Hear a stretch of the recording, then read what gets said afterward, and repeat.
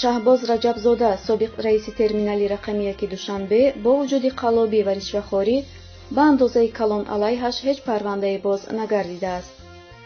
дар ин бора Сулаймон Султонзода, директори агентии назорати давлатии молиявӣ ва мубориза бо коррупсия, имрӯз 30 июл дар нишасти хабариаш иттилоъ дод.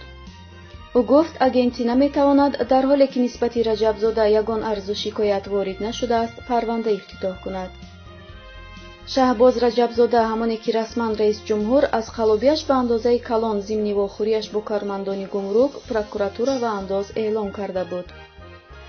бархе расонаҳо аз ба кор таъин шудани Раҷабзода дар кадом сафорате хабар дода буданд, аммо ин хабар то ҳол тасдиқ ё рад нашудааст.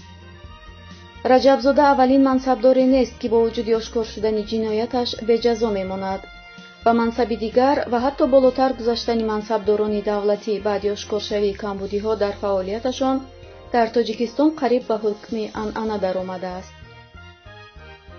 охирин мисоли ин беэътиноӣ ба ҳайсияти раисҷумҳур сардори раёсати андозситонӣ ва хидматрасонии дастгоҳи марказии кумитаи андози Тоҷикистон таъин шудани Ҷумъахон Нурзода аст, ки баъди интиқоди шадиди раисҷумҳур аз вазифаи сардори раёсати андози вилояти Хатлон сабукдӯш гардида буд.